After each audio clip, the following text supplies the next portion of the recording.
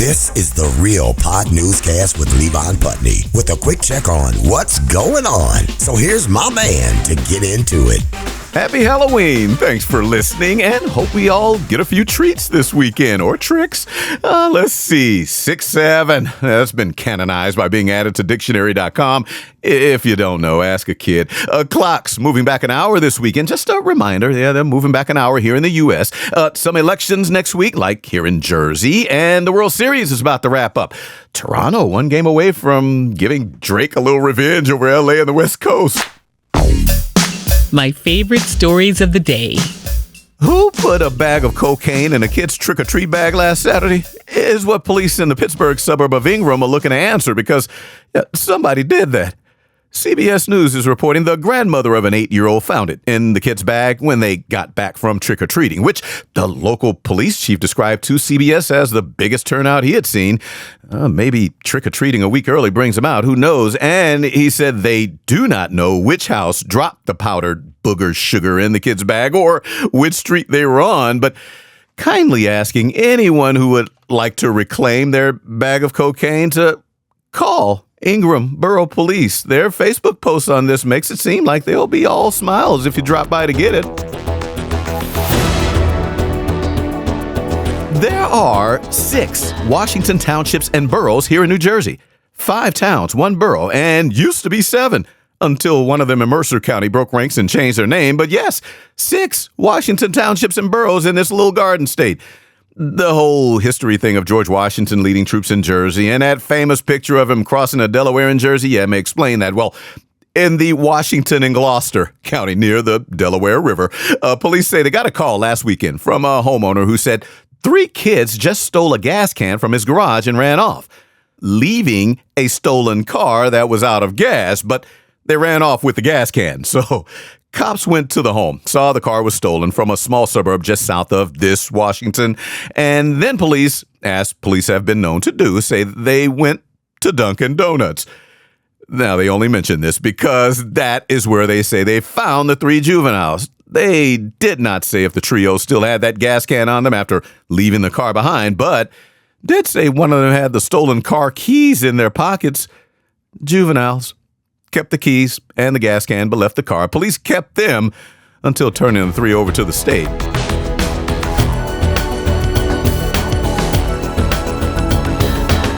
And speaking of Jersey and Gloucester County, a 35-year-old woman is facing up to 8 years in prison when sentenced, scheduled for early January, after the New York Daily News is reporting she admitted that a guy she had been messing around with texted her around 4 a.m. one morning in 2019, so this was 6 years ago.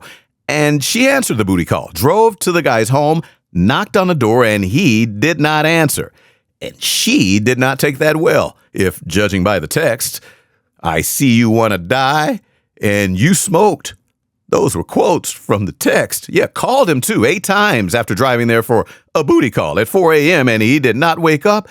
So cops say from there, she went to a nearby gas station and bought some lighter fluid, matches, and a lighter, and then went back to that dude's house and used it all.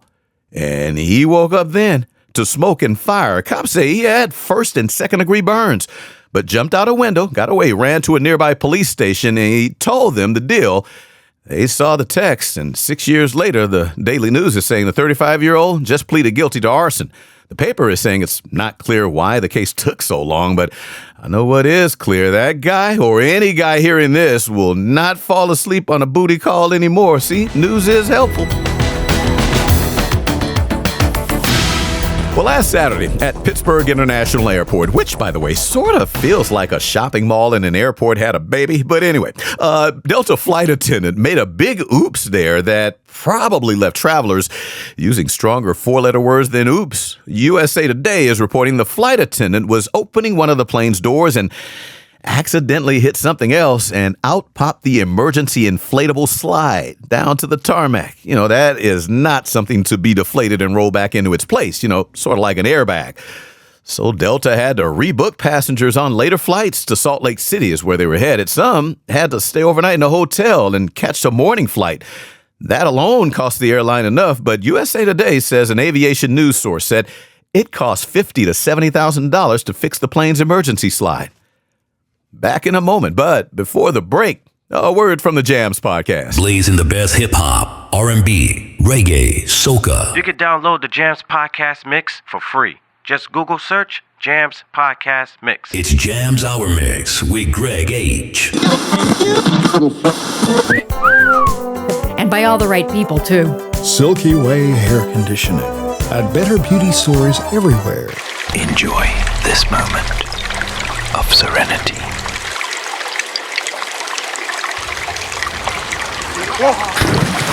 You Bigfoot out that water. Thank you for taking part in this moment of calmness. Brought to you by ASMR.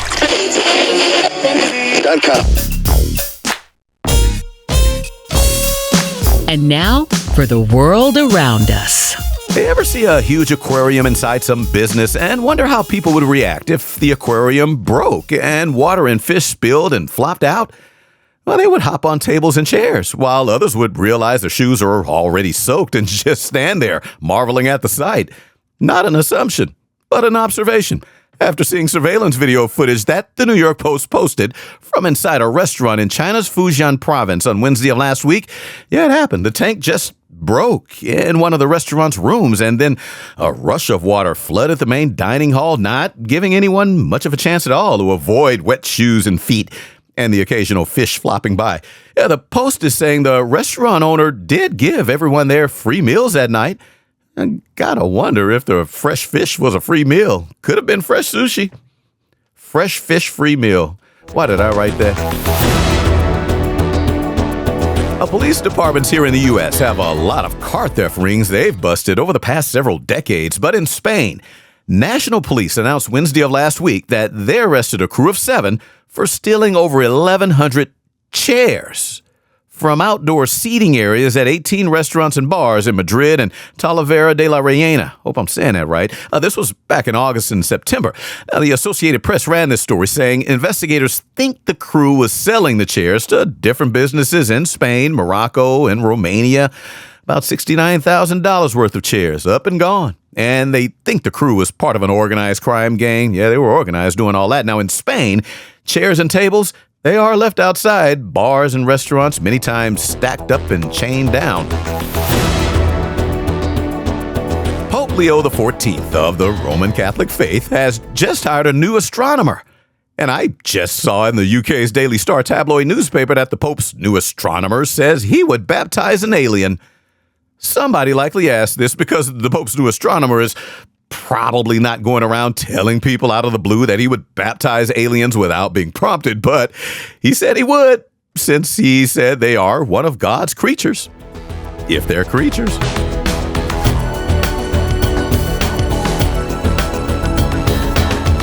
And back on Monday evening in Scotland, train riders waiting for theirs at Glasgow Central Station had to wait a little longer because Sky News is reporting service had to slow up or stop for a bit in some cases.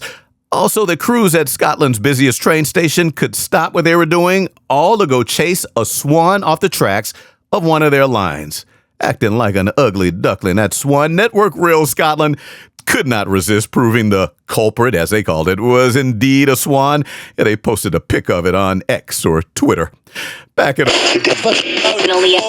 And best of all, Throwbots come with a lifetime warranty and free exchanges for the newest model. We are here. So please get out, you lazy bum. I need to recharge. So why not? Get your new driving buddy today. And don't let the door hit you where the Lord split you. Come on, bum. I have to recharge. Throwbots are sold absolutely nowhere. Sometimes an aroma is so alluring. Excuse you? I know, I'm sorry, but you smell wonderful. What are you wearing? Can you please, back up and stop putting your nose on me? Not even strangers, friends, family, or coworkers can resist a sweet scent.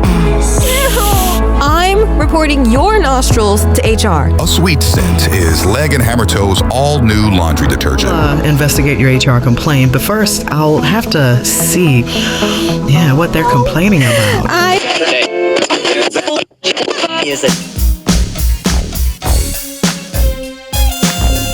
What's up with what's going down, though? Yeah, because what's up with throwing good food on the fields at games, sporting events? I mean, hockey fans have been throwing future calamari on the ice rinks for decades, and I never understood that until I searched the history of it online, and it did not even start with squid.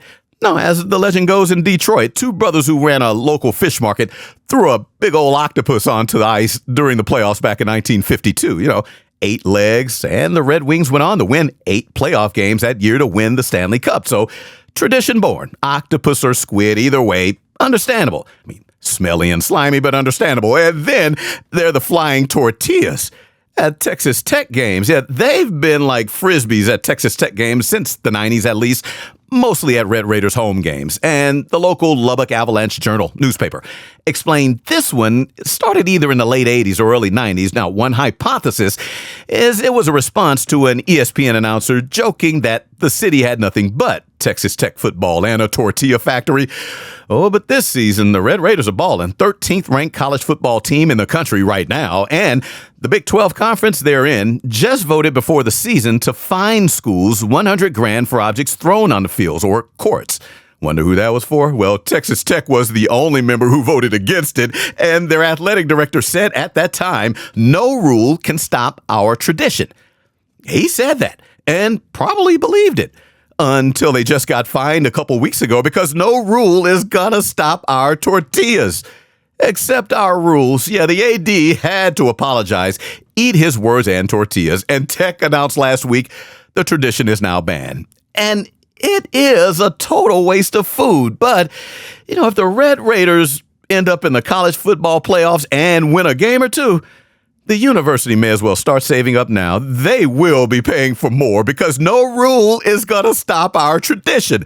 You got to know students do take notes, even if just to remember what their AD said.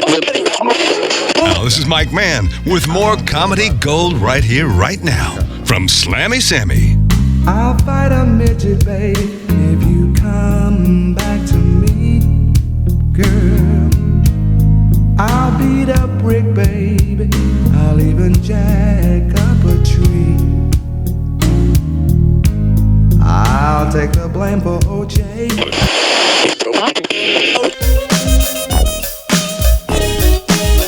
And that's it. All she wrote for this Real Pod newscast. Thanks as always for tuning in, and please follow, subscribe, don't like, but still hit like. Clips from the show and celebrity birthdays now also posted on all the socials, so follow along, leave a comment. Have a great weekend. Back on Tuesday. This has been the Real Pod Newscast with Levon Putney from Show Enough Productions. And for more, hit up the website, realpodnewscast.com. That's real with 2 E's. This is Big Daddy Marty Allen. Thanks for listening.